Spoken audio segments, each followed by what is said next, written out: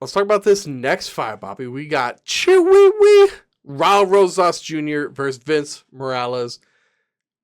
This, I believe, yes, it is the biggest odd differential that we're going to talk about today. Uh, Raul Rosas, man, he's so good. He's so good. He's coming into this one 3-inch reach disadvantage, but he's so much younger, so much less wear and tear on him.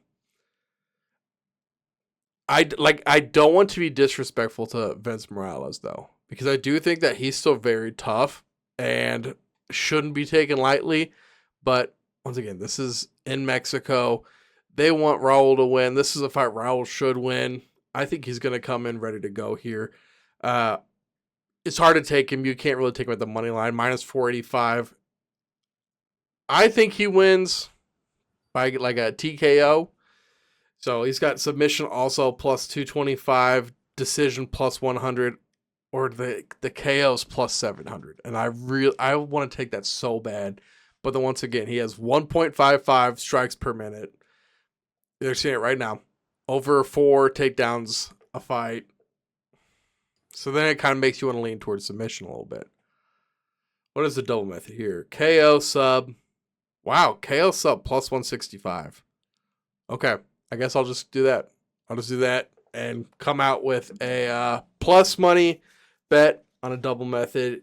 If you do the decision with either a KO or a sub, those are both minus money, minus 160. If you go the decision and KO, minus 390 for sub decision. So Vegas is leaning towards the decision here.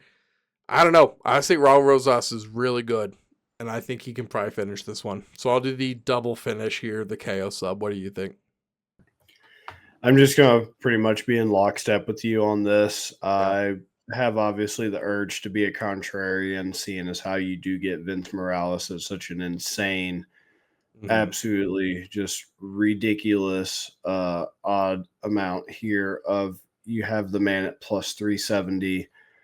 It's tempting, but yeah, I feel like it's a trap. Only 9% of the money's, I mean, only 9% of bets placed are on him. 91% on Rojas, as you were mentioning. Yeah, I can't do that one. I can't do that one. It's tempting because it is so huge, and like you said, it's the biggest odds on the card. But that's just a trap. It's a trap because Morales is also on a 2-fight skid, right? Yeah. Taylor Lapilus. I think Lapilus just got cut actually, or signed by PFL or something. I can't That's a remember. that's Maybe a it was bad somebody loss. else. Yeah, maybe it was somebody else. Maybe I'm gonna double check that right quick, and I'm gonna keep talking, but it's still bad to just be on a 2-fight skid, right? This is also his second UFC tenure, so he was in around 2019. Yeah, 2 days ago, PFL signed Taylor Lapilus. So yeah, he's not even with the UFC, which is a bit odd because he was on he's had a 2-fight win streak, and they just decided not to re up his contract. So hey, whatever, man. He only lost once in the UFC, but back on topic.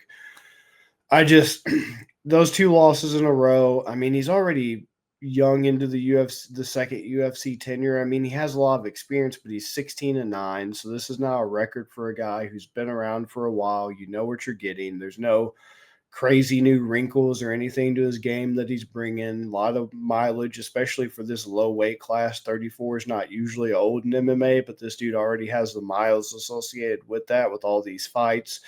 Plus, it's such a low weight class that relies so heavily on speed and your reflexes and your agility. And those are the things that tend to really decline with all this wear and tear that you're picking up in a pretty intense sport like this. And, he came in from Bellator in late 2018, almost 2019, and was just spotty.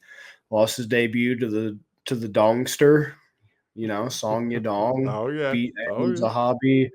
Lost to Benito, lost to Chris Gutierrez, beat Draco Rodriguez, beat Luis Smoka, lost to Martinez, lost to Miles Johns, got cut in 2023. He's back. It just wasn't really anything crazy. And once again, Raul Rojas, in my humble opinion, also isn't necessarily living up to the hype he was billed at, but I definitely think, at least in this match, this is a classic example of UFC gimme matchmaking that, hey, 50-50, right? We've also seen these gimme matches go the opposite Right. way, and Oh these yeah. heavy favorites get smoked. but I don't think that's going to be the case in this one. I'm just in lockstep with you. So yeah. Yeah. Yeah. Absolutely. I don't know if I said the money percentages. 84% of the money on Rosas, 16% on Vince. So probably Vegas would like Vince to win here, but they don't always get what they want.